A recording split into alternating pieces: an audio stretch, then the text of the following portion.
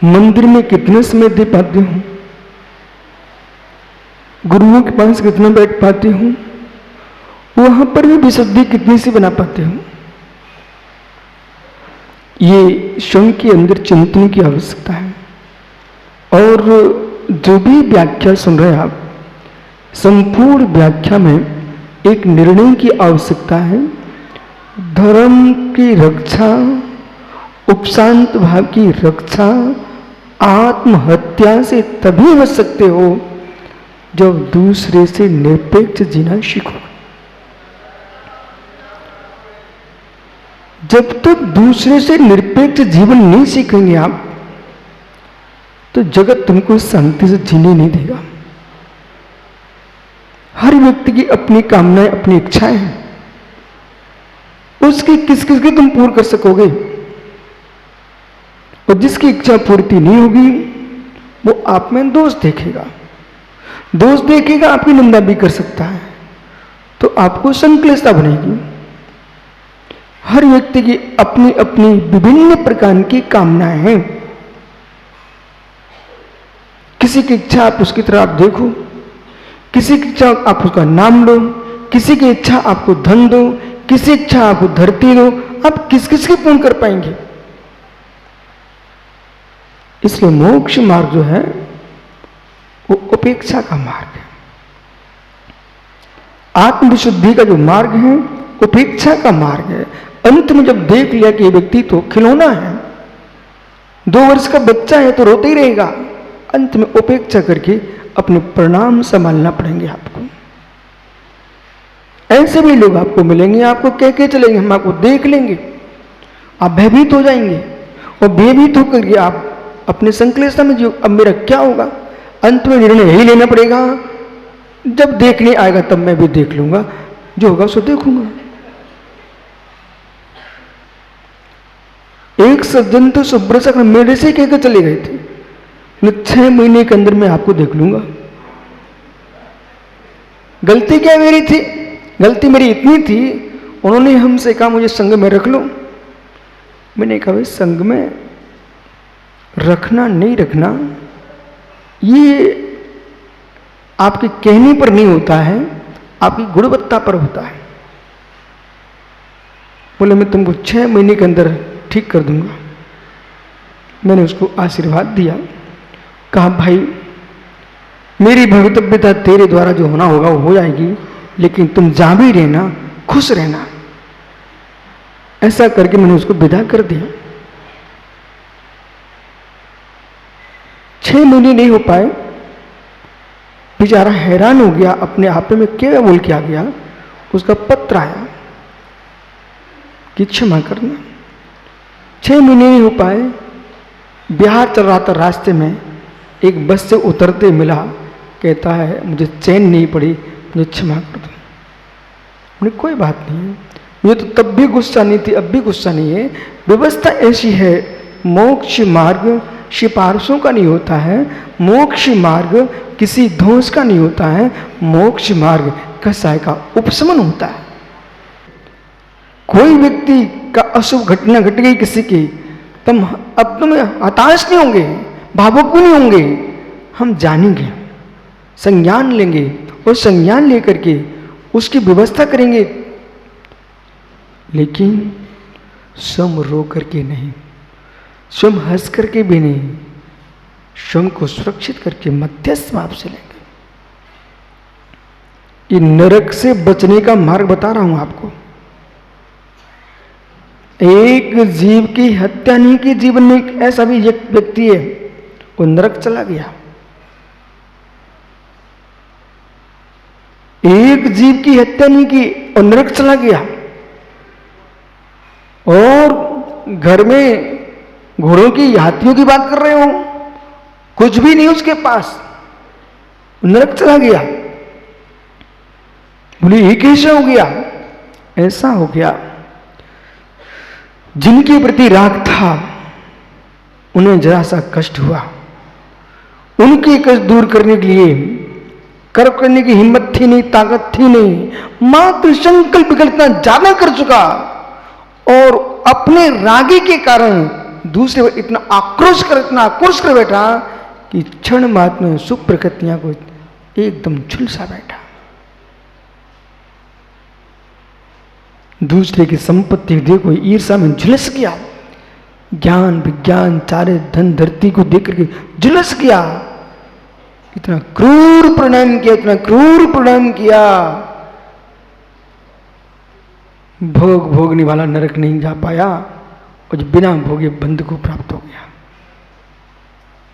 तब बटगेर स्वामी मूलाचार्य में लिखते हैं, अभंजंतो भी भोगे प्रणामे ही बंधो, अभंजंतो भी भोगे प्रणामे ही बंधो, बिना भोग किए भी परिणामों की तीव्रता से बंद करके नरक जाता है जी। तंदुल मत्स्य महामत्स्य पत, महामत्स्य के कान में एक तंदुल मत्स्य है, कुछ भी प्राणियों को नहीं खाता, वो महामत्स्य के कान के मल का सेवन करता है। लेकिन जब तंदुल मत्स्य जो कान में बैठे हुआ है, महामत्स्य जब सोता है उसका 6 माह सोता है, मुख खुल जाता है। कितने जीव आ रहे हैं जा रहे हैं, आ रहे हैं जा रहे हैं, पर वो क्या सोचता है, इसके स्थान पर मैं होता ना, एक को भी नहीं छोड़ता। बेटे तुम होते कहां से?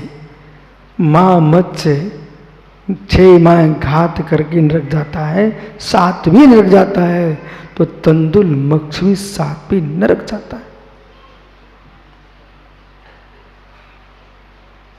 इसलिए थोड़ा एक बात कहूं आपसे, बिल्कुल भी बुरा नहीं मानना और बुरे मानने की कोई आवश्यकता भी नहीं है।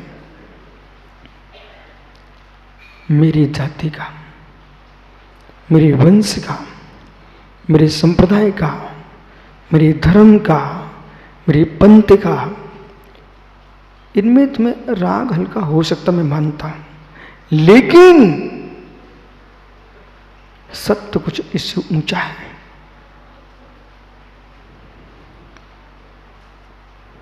जैसे ये पेन है भैया, आपके हाथ में भी पेन है, मेरे पास वो मेरा भाव है, मेरा है, आपके हाथ में तो आपका भाव है। लेकिन सत्य के पास जाओगे तो आपका पेन जैसे मेरे से अत्यंत भिन्न है, ये पेन भी मेरे से अत्यंत भिन्न नहीं है कि मेरा है।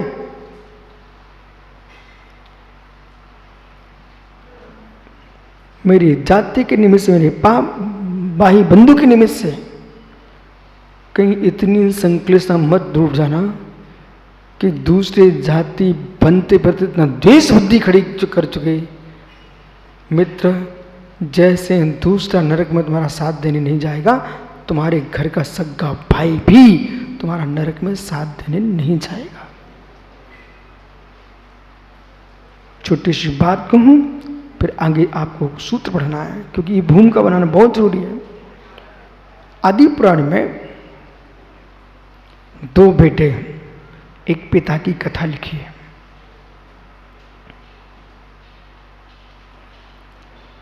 जिस जीव का अशु आयु का बंध हो चुका होता है, को जीवन भर त्यागी बन के रहे, वो मृत्यु के काल में बिस्किट खाने को मांगे, बस समझ जाइए गड़बड़ मामला है।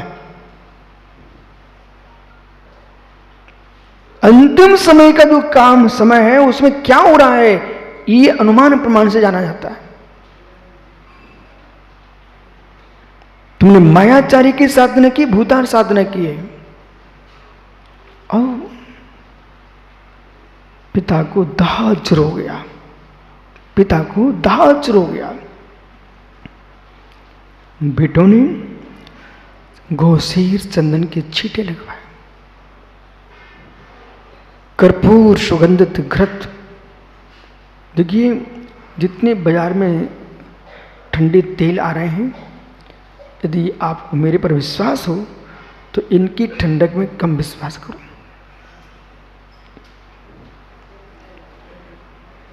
घृत, गोघृत, इसको आप कर्पूर डाल के पानी में फेंटो 100 बार, सारा दाह जुर्म निकल जाए। दाह जुर के लिए पानी लगाने से काम नहीं चलेगा। दाह जुर को पानी लगाने से काम नहीं चलेगा। वस्त्र को पानी में डुबोइए, उसके छींटा मारिए, जो बौछार पड़ेगी उससे दाह जुर समाप्त हो जाएगा। अलग अलग वस्तु के अलग अलग हेतु हैं। सरसों के तेल को आप गर्म बोलते हो, उसको पानी में फेंट के लगाइए, आपका जुर समाप्त हो जाएगा। अब ज्ञानी सारे उपचार कर लिए, लेकिन पिता को शांति नहीं मिली। दोनों बेटे चिंता में बैठे थे। अचानक क्या हुआ, जिस महल के अंदर पिता सो रहा था, लेटा हुआ था, दो छिपकलियां जब वो दीवार पर लड़ी, उनकी पूंछ टूट गई। उस पूंछ के अंदर से रक्त की बूंद टपकी और राजा के शरीर पर गिरी। हो, शांति मिल गई। ओहो, यही लक्षण है कुगति का। दुर्गति जाने वाले के लिए नो कर्म, पाप में शांति मिल रही है उसको, हिंसा में शांति मिल रही है उसको। दोनों पुत्रों को बुलाता है, बेटे आप रक्त से बावड़ी भर दीजिए, मैं उसमें अफगान करूंगा। एक बूंद रक्त से मुझे दाह जुर में शांति मिली है। ओह, जाओ जंगल में हिरणों को लेके आओ, उसके रक्त से बावड़ी भर दो, आदेश कर दो बेटे। दोनों पुत्र पुनः एकांत में गए। भैया भैया, ऐसा कौन सा रोग है जो रक्त में डुबकी लगाने से ठीक होगा? क्या निरीह प्राणियों की हिंसा करने के लिए आप तैयार हो? दोनों भाइयों ने निर्णय किया, नहीं, जरूर पिताजी की दुर्गति का बंद हो चुका है। ये निर्णय बच्चों का पवित्र निर्णय था।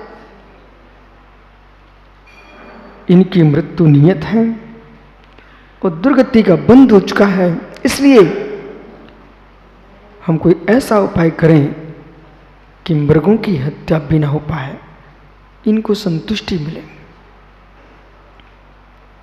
कृत्रिम रक्त भर दिया बावड़े में। मृग नहीं मारे बेटों ने, रक्त के वर्ण का रक्त वर्ण भर दिया। बड़ा प्रसन्न होकर के घुस गया अंदर। अब राजशाही चिन्ह तो थे उसके पास, कटार भी साथ में था। जैसे ही प्रवेश किया, उसे सोचता है कि रक्त है, और प्रविष्ट हुआ, शांति मिली। हो, जब सोचता है शरीर में लगने से इतनी शांति मिलती है, तो चुल्लू भर के पी के तो देखूं। दुर्गति के बंदे का परिणाम देखना। बड़े बड़े ज्ञानी लोग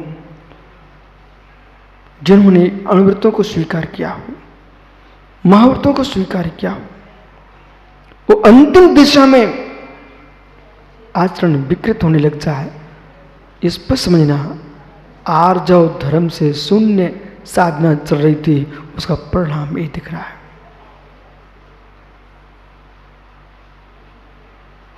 जैसे मुख में पानी भरा रक्त दूषित कृत्रिम, उसको स्वाद आ गया। वो ये रक्त नहीं है तो रंग है लाख।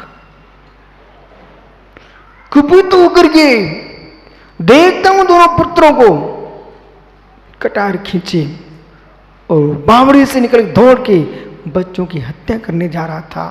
बावड़ी पर पैर फिसल गया, वो ऐसा गिरा, वो कटार अंदर घुस गई और मृत्यु हुई, जाके नरक में गिर पड़ा। इसलिए कहीं लग जाए, अंगुली में हो जाए, कुछ भी हो जाए, बेटा मुख में मत रखो। एक बार चूसने की आदत पड़ गई और स्वाद आ गया, तुमको मांसाहार की आदत पड़ जाएगी। चाहे दूसरे का हो चाहे स्वयं का हो, मांसाहारी है।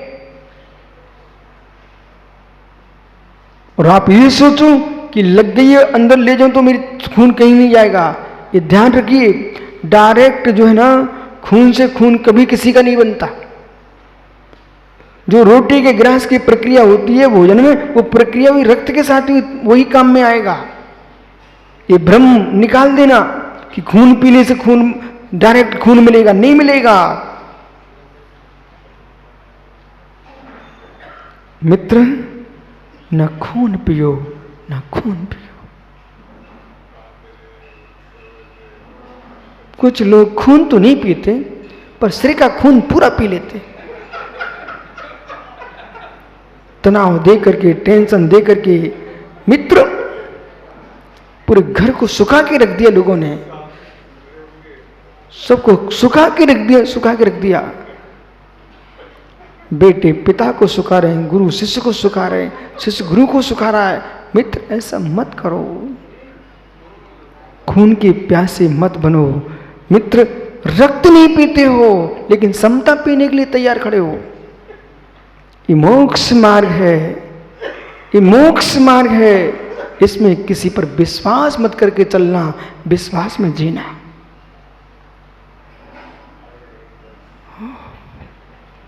नरक आयु में कैसे प्रवेश होता है?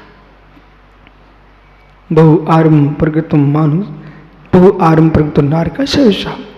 बहुत आरंभ, बहुत परिग्रह करने से नरक आयु का आश्रय होता है। अब जो है जो जीव नरक आयु का आश्रय कर रहा है, बहुत आरंभ परिग्रह का संचय करने से, जो जीव जिस पद पर है उस पद के प्रतिकूल चलेगा, वो उसके लिए नरक आयु, त्रिंच आयु, असु आयु के बंध का कारण है।